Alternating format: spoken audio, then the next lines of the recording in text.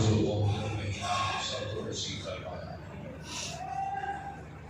اور اس دعا سے کہ اللہ پاک اپنے حبیب کے میلاد پاک کے صدقے پوری انسانیت بالخصوص عالم اسلام پر بہاریں عطا فرمائے۔ جیسے زندگی کے شب و روز میں اللہ نے ہم سب کو یہ عظیم لمحے دیے، یہی بہاریں اللہ ہمیں قبر سے لے کر حشر تک عطا فرمائے۔ اور سب دعا کریں، محبت سے آمین کہیں کہ اے اللہ بن دیکھے جس نبی کا کلمہ دیا ہے اسی نبی کی محبت میں موت عطا کر، کیونکہ شیطان دشمن ہے، وہ سب سے بڑا چور ہمارے ایمان کی دولت کا ہے، اور اس کی یہی کوشش ہے کہ مسلمانوں کو بہکایا جائے، رمضان صاحب تو بہکایا جائے، دین سے دور کیا جائے، ان کے ایمان کو ضائع کیا جائے۔ لیکن جس دل پر اللہ اور اس کے رسول کی خاص نظر گزرے، خاص نظر گزرے، شیطان اس دل سے بھی بھاگتا ہے اور اس کے سائے سے بھی بھاگتا ہے۔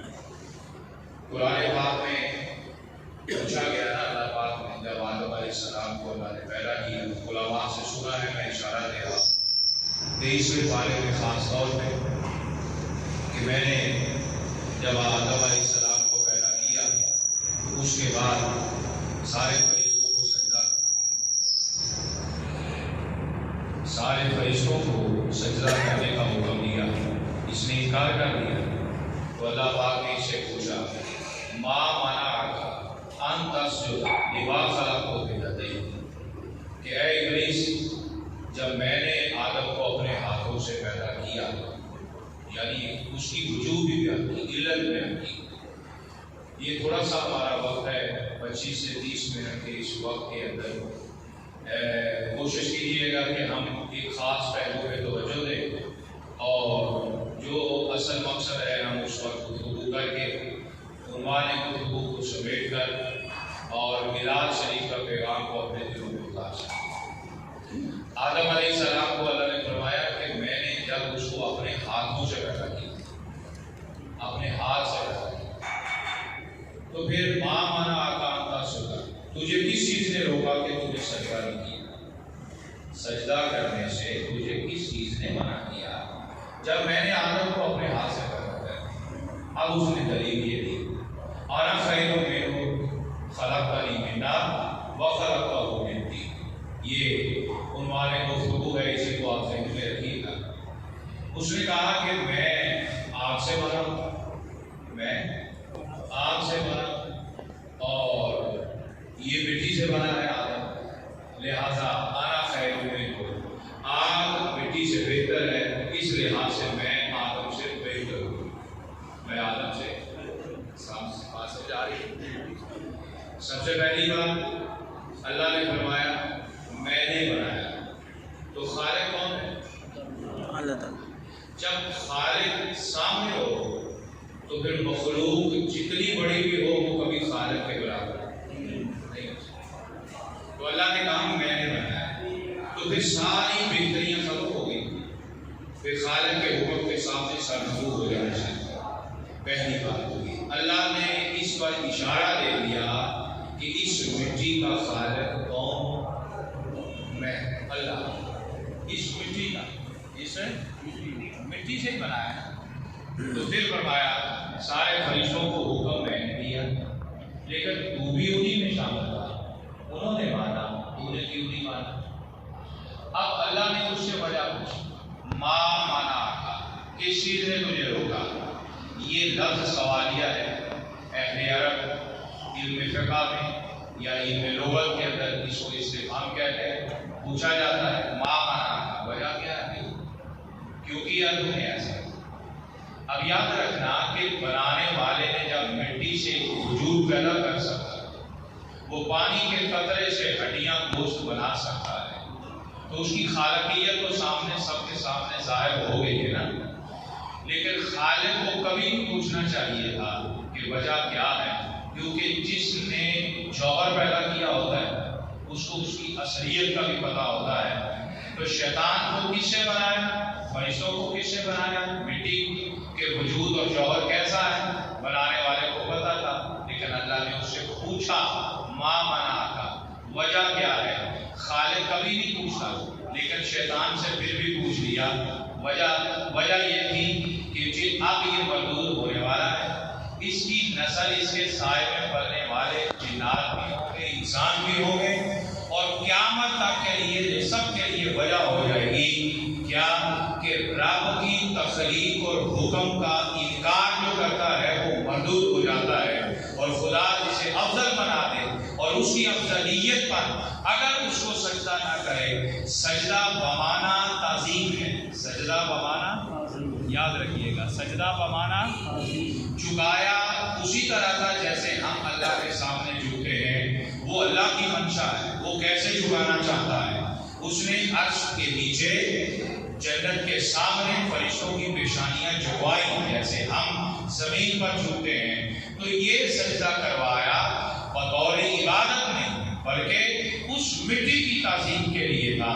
تو پھر سوال کا جواب بھی مل جاتا ہے کہ نور افضل ہے یا مٹی افضل ہے، تو جواب یہ ملتا ہے کہ افضل تو نور ہوتا ہے، جنت بھی نور سے ہے، جنت کی لہریں بھی نور سے ہیں، اور بھولے بھی نور سے ہیں، فرشتے بھی نور سے ہیں، تو پھر افضل کو مٹی کے سامنے کیوں جھکایا گیا؟ جواب اس کے پیچھے مل جاتا ہے، وہ ملتا ہے اس مٹی کو نہ دیکھو، اس مٹی کے اندر جو اثر ہے اس کو دیکھا جائے۔ اب پوچھا یا رسول اللہ یہ مٹی میں اثر کیا ہے؟ تو حضرت جابر کو بتایا، فرمایا تھا نا، وہ مشہور حدیث ہے کہ اللہ نے اس وقت بھی مجھے نبی اپنے نور سے بنا دیا تھا کہ وَآدَمُ لَمُنْجَدَلٌ فِي دِينَتِهِ، کہ جب آدم پانی اور مٹی کے گارے کے اندر ابھی گلے ہوئے ہیں، تو گویا کہ عکس اس مٹی کے اندر نور مصطفیٰ کا ہے، دراصل سجدہ آدم کو ہے، تعظیم نور محمد کی کروائی جا رہی ہے۔ نمبر 2، بڑے کے سامنے کبھی دلیل نہیں دیا، شیطان نے دلیل دی، آنا خیروں میں ہوں، میں اس سے افضل ہوں، میں اس سے افضل ہوں، مجھے آگ سے بنایا، مجھے مٹی سے بنایا۔ آج کے بعد سمجھ لینا، افضلیت، اولویت اور عدلیت یہ بنانے والا جانتا ہے کہ میں نے کس شے کو کس حیثیت پہ رکھا ہے۔ بولیے، استاد سبق پڑھا رہا ہونا اور بچہ کہے کہ اس میں یہ حکم ہے، نکما ہے، کیونکہ ابھی تو استاد نے حکم بیان کیا ہی نہیں، وہ خود جانتے ہیں کہ اس کے اصول اور ضوابط کیا ہیں۔ اللہ نے تو بتایا ہے کہ مٹی کو سجدہ کرنا ہے، آدم کے جو وجود ہے اس پتلے کو سجدہ کرنا ہے۔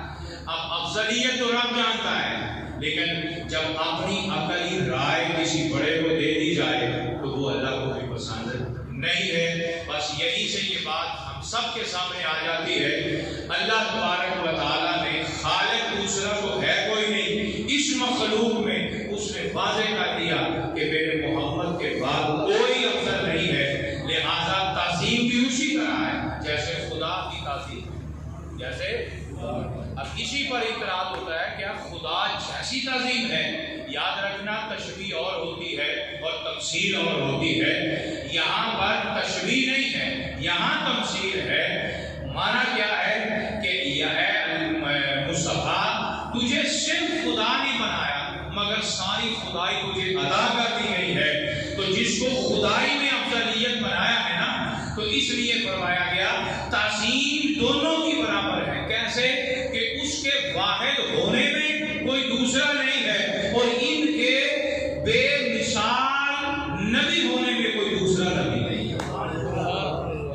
عزیزان ہم تھوڑا سا اس بات پہ غور کرنا ہے کہ ہم تو جیسے ہر جگہ پر ہر جلسے پر ہر مسجد میں یہ پوچھتا ہے، جواب سوال ہوتا ہے کہ جناب ہمارا نبی کے بارے میں عقیدہ کیا ہے؟ آج اس 15 منٹ کے اندر تھوڑی سی یہ بات سن لیں کہ میرے کملی والے کا ہمارے بارے عقیدہ، کبھی بڑوں سے بھی پوچھ لیا جائے کہ گناہ گاروں کی آپ کی نظر کیا ہے، ہمارا مقام آپ کی نظر میں کیا ہے؟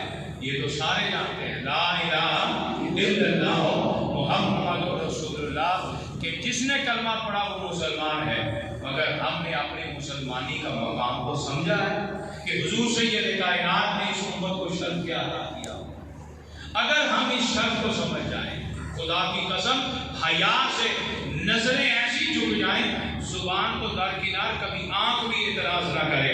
یہ جو جگہ جگہ سے انگلیاں اٹھتی ہے نا، یہ فقط اس لیے اٹھتی ہے کہ ہم کھاتے تو نبی کا ہے، مگر اس نبی کے عقیدے اور نظریے کو شاید سمجھا نہیں ہے کہ حضور نے ہمیں یہ مقام عطا کر دیا ہے. یہ مقام صرف جان ہی عطا کیا، یہ مقام حضور نے ہمیں اگلے جہاں میں بھی جو ہے وہ عطا کر دیا گیا. ایک حدیث پاک نبی کریم سید کائنات علیہ الصلوۃ والسلام نے ارشاد فرمایا، اردت علی الامم، میرے سامنے امتیں پیش کی گئی. کیا پیش کی گئی؟ سنیے ذرا توجہ کے ساتھ.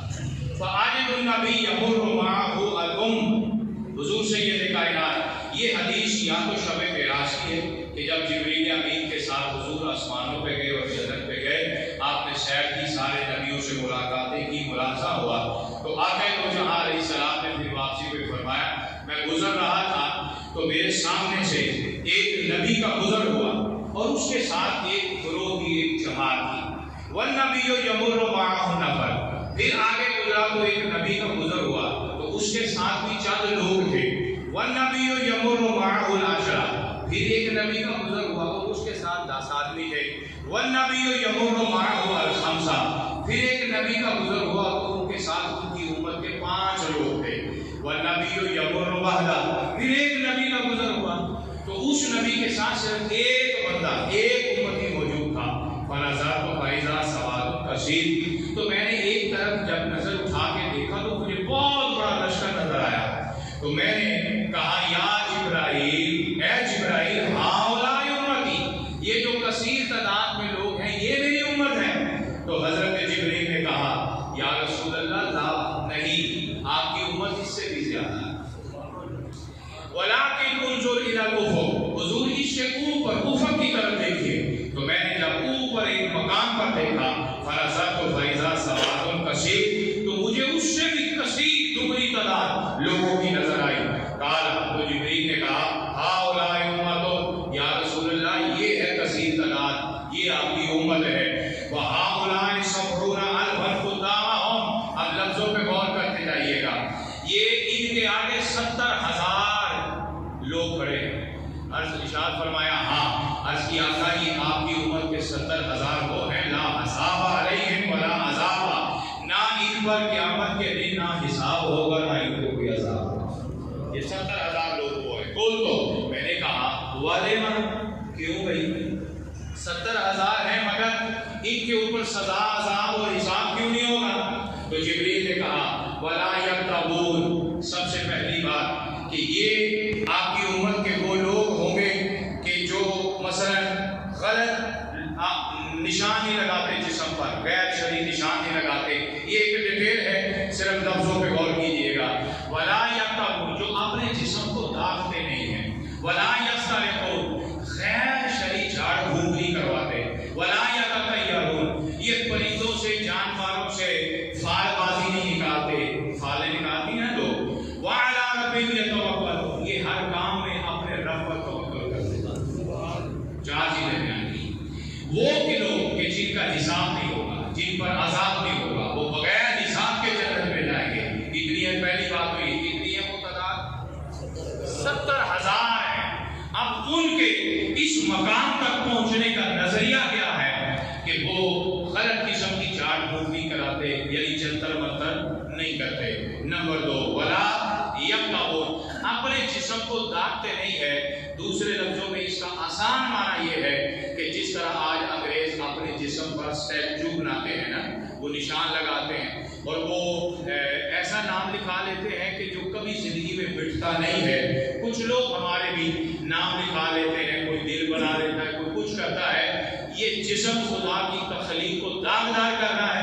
اللہ رسول اس سے ناراض ہوتا ہے. حضور سید کائنات نے منع فرمایا ہے.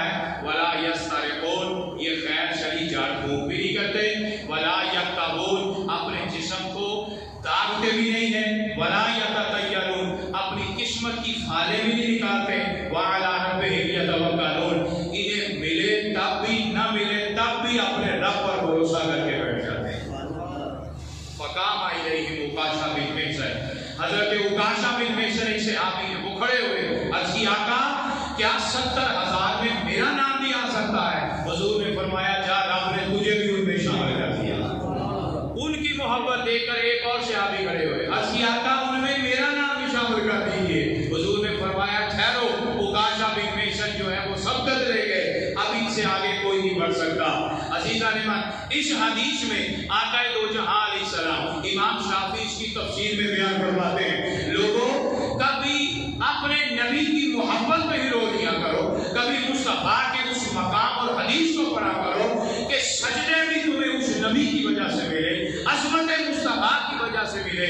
وہ نبی پیدا ہوتا ہے تو اپنی ماں کی گود میں لب ہلا کے کہتے ہیں رب ہب لی امتی، قبر میں اترتے ہیں تو حضرت قباس، حضرت فضل بن عباس رضی اللہ تعالیٰ عنہ اور حضرت قسم بن عباس رضی اللہ تعالیٰ عنہ جب آخری دیدار حضور کا کر رہے ہیں، قبر انور میں اترتے ہیں تو حضور کے لب ہل رہے ہیں، کہتے ہیں میں نے کان لگایا تو آواز آئی رب ہب لی امتی، یا اللہ آیا بھی امت کے لیے تھا، جا بھی امت کے لیے رہا ہوں۔ جو پیدا ہوتے امت کا سوچے، قبر میں اترتے امت کا سوچے، تو پھر کہنا پڑے گا اس نبی پر کیسے انگلی اٹھ سکتی ہے کہ جس نے اس لمحے بھی اپنی امت کے لیے رب سے سوال کیا جب بچہ تو آنکھ بھی کھولنے پہ قادر نہیں ہوتا۔ میرے نبی کو وہ مقام رب نے عطا کیا۔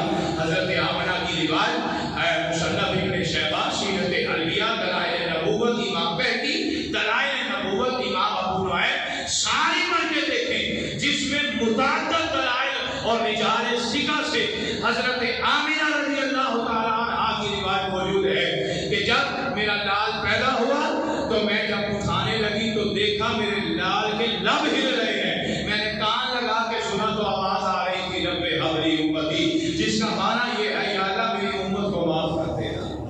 بھلا بتائیں پیدا ہوتا بچہ دعائیں کرتا ہے یا روتا ہے؟ بولے روتا ہے۔ کبھی پیدا ہوتے بچے کو دعا کرتے بھی دیکھا؟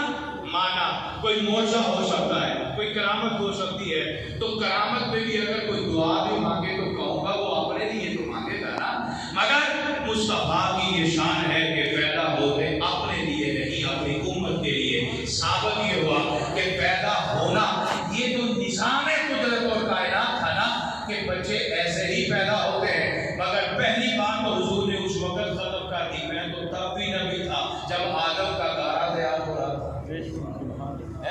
تیاری اس وقت بھی تھی، دیکھ سب کچھ رہے تھے۔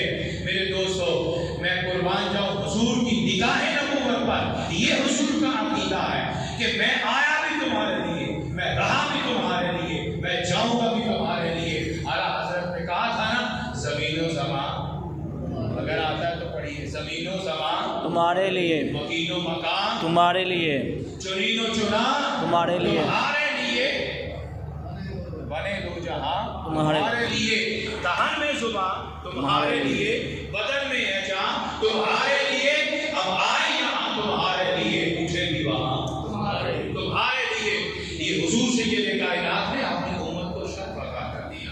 اب لفظوں پہ غور کرنا، کسی نبی کے ساتھ 10 لوگ، کسی کے ساتھ 1 جماعت، کسی کے ساتھ 5 ہے، کسی کے ساتھ 10 ہے۔ حضور نے ایک لشکر دیکھا تو کہا میری امت، فرمایا نہیں اس سے بھی بڑی امت آپ کی ہے۔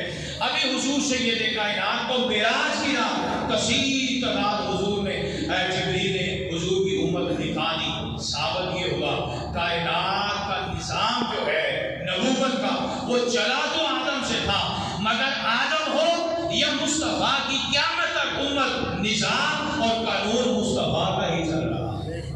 نمبر 2، حضور سید کائنات نے یہاں پر اپنی امت کو عظمت عطا کر دی کہ لوگوں میں نے تمہارے لیے بہت کچھ سوچا ہے۔ اگلی حدیث میں ذرا سنیے گا، آقا دو جہاں علیہ السلام سے ایک حدیث میں پوچھا گیا یا رسول اللہ صلی اللہ علیہ وسلم اتنی بڑی امت ہوگی تو آپ اپنی امت کو کیسے پہچانیں گے؟ حضور سید کائنات نے فرمایا سلۃ الغر محجلون، میں اپنی امت کے وضو کے نور سے انہیں پہچانوں گا۔ کیا مسلم شریف کی حدیث، غر محجلین، یہ عرب کے اندر محاورہ چلتا ہے۔ ان کے ہاں بڑے مہنگے گھوڑے ہوتے تھے اور اس گھوڑے کو پسند کرتے تھے کہ جس کے ماتھے پر وہ چاند بنا ہوتا تھا، جیسے अगर मथा चिट्टा होवे ना उन्होंने कहते सन कि चंद तारा। अक्सर देखे होंगे आप लोगों ने भी, अरब लोग इसको महंगा घोड़ा तस्वर करते थे और पसंद किया जाता था। तो लिहाजा और दूसरा बात कि अरब के अंदर उस घोड़े को भी खुर्रम मुहज्जल कहते हैं कि जिसका बाकी जिस्म का सारा रंग तो एक जैसा हो, अगर उसकी जो खुरियाँ होती हैं चारों, उन खुरियों के ऊपर जरा जिन्हों असी अपना गिटा कहने हैं, गिटियां के उत्ते कम अज कम 3-3 इंच जड़े सफेद निशान हुआ है। ऐ भी घोड़े होंगे ना लेकिन है ना जिहदे 4 पैर दे मुड़ियां जड़ियां चिट्टियां हों, उसको भी खुर्रम मुहज्जल कहते हैं। तो हुजूर सैयद कायनात ने फरमाया अपनी उम्मत को कि शौक से और कामल वुजू किया करो, क्योंकि क़यामत के दिन तुम्हारे वुजू के आज़ाद नूर से चमकते होंगे और तुम्हारे आज़ाद से मैं क्या करूँगा, तुम्हें पहचान दूंगा। आक़ाए दो जहां अलैहिस्सलाम ने फरमाया मेरी उम्मत के बहुत सारे लोग नूर के मिंबरों पर बैठे होंगे, मैं उन्हें अता करूँगा। एक हदीस में आक़ाए दो जहां अलैहिस्सलाम ने इरशाद फरमाया, आखिरी हदीस सुनिए, हुजूर सैयद कायनात अलैहिस्सलाम ने इरशाद फरमाया क़यामत का दिन होगा, सारे नबी मिंबरों पर नूर के और सोने के बने मिंबरों पर बैठे होंगे। रब ताला मेरे लिए भी मिंबर लगाएगा, अल्लाह सारे जलवागर हो जाएंगे मिंबरों पर, लेकिन मैं उस मिंबर पर नहीं बैठूंगा। रब मुझसे कहेगा सोने ना मिंबर सोना नहीं, ये तर्जुमा में अपना करने। वैसे हदीस के लफ्ज़ तो मुख्तसर है, अपना तर्जुमा जैसे ख्याली तर्जुमा होता है, पसंद नहीं आया, सोनिया चंगा नहीं, चमकदा नहीं, तो हुजूर फरमाएंगे कि मौला करीम सिर्फ और सिर्फ इस वजह से नहीं बैठ रहा कि मेरी उम्मत का क्या बनेगा। वो कहते जे सियाना बह गया तो सारे ही बह गए, जे सरदार बह गया तो कौन बह गई। मेरे कमली वाले आका यहाँ भी आए तो उम्मत के लिए रोते रहे, जिंदगी भर कभी राज के नींद पूरी नहीं की मेरे कमली वाले।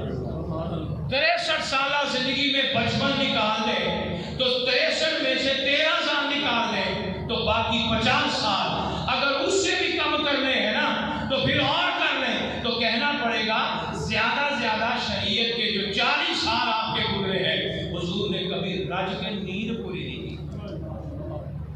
सिर्फ हुजूर ने 63 साल, और जिस बच्चे ने पैदा होते उम्मत के लिए रोया हो और दुख अपने कंधों पे लिया हो, वो सोने तो नहीं आया। और मैं कुर्बान जाऊं, मेरे कमली वाले आका तो रात को तहज्जुद के वक्त उठते थे ना तो पाँव पे सोजत आ जाती थी, तो बनाने वाले ने कहा था या अय्युहल मुज़म्मिल कुम अल-लैल इल्ला कलीला निस्फहु अव इंकुस मिनहु कलीला नौज़िदा अलैहि वरत्तिल कुरान तरतीला।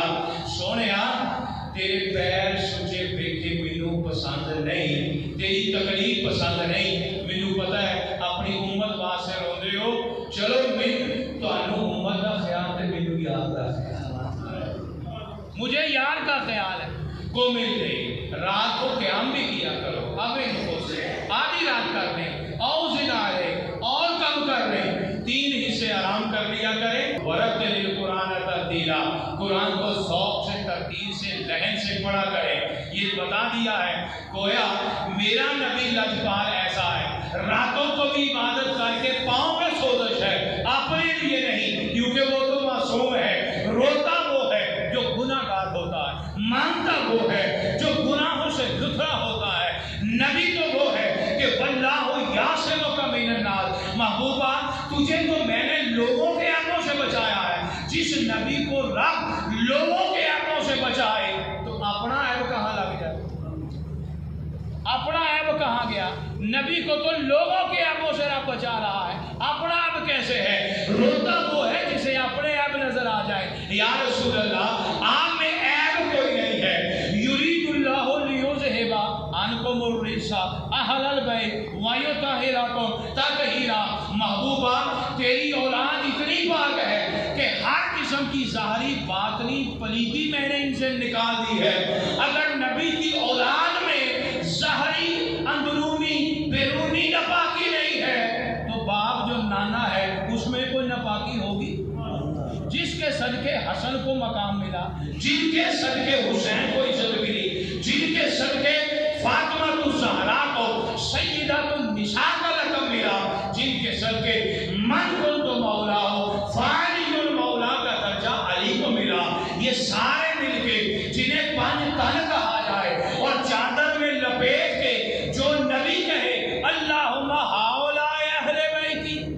اللہ یہ میری اہل بیت ہے، میں ان سے محبت کرتا ہوں، تو بھی ان سے محبت کر۔ جس نبی کی اولاد کے بارے رب قرآن کے 22ویں پارے کی دوسری آیت میں، تیسری آیت میں یہ فرماتا ہے تیری اولاد کے ظاہری باطنی نجات سے پاک ہے، تو کبھی باپ اور نانا ناپاک ہو سکتا ہے، تو پھر کہنا پڑے گا دعا روتا وہ ہے جو خود ناپاک ہو، تو نبی تو معصوم ہے، تو سوزش کس لیے جلوائی جا رہی ہے، رویا کس لیے جا رہا ہے؟ بس جواب ایک ہی آتا ہے، اللہ میری امت کو معاف کر دے، میری امت کو معاف کر دے، میری امت کو معاف کر دے۔ حضور کا 63 سالہ زندگی بھی خیر اللہ کم، میرا آنا بھی تمہارے لیے خیر تھا، میرا جانا بھی تمہارے لیے خیر ہے۔ یہاں ملاقات ہوئی ہے نا، اب انتظار کرو میری ملاقات حوض کوثر پہ ہوگی۔ کیوں؟ تم پیاسے آؤ گے، میں پانی لے کے کھڑا ہوں، میں پانی لے کے کھڑا ہوں۔ اس وقت کے اندر کثیر حدیث مبارکہ ہے، اگر ہم زیادہ سے زیادہ 1.5 گھنٹہ بیٹھ کے صرف یہ 15 حدیثوں کا مطالعہ کر لینا ترجمے کے ساتھ، خدا کی قسم میری رونق، میری انا ختم ہو جائے گی، اور میں کہوں گا یا اللہ تو نے مجھے اس نبی کا غلام بنایا کہ جس نبی نے میرا یہاں کا نہیں سوچا، میری قبر کا بھی سوچا ہے، میرے حشر کا بھی سوچا ہے۔ اور آج یہ یاد رکھنا، وَلَسَوْفَ يُعْطِيكَ رَبُّكَ فَتَرْضَىٰ، جو سورہ الدعا میں آپ پڑھتے ہیں، اہل علم نے جو لکھا ہے نا، رب قیامت کے دن امت کو معاف کر کے حضور کو راضی کر دے گا، مگر امام شافعی مجھ سے پوچھے بغیر چاہے کسی کو سونا چاندی دے دے، چاہے جنت دے دے، میں تجھے نہیں پوچھوں۔ اس لیے حضور امام شافعی فرماتے ہیں مبارک ہو امیروں کو بھی، یہاں اگر تمہیں دولت مل رہی ہے تو یہ بھی حضور کے خزانوں سے مل رہی ہے، کیونکہ حضور نے فرمایا انما انا قاسم، میں تقسیم کرنے والا ہوں، واللہ موتی، اور اللہ کون ہے؟ عطا کرنے والا ہے۔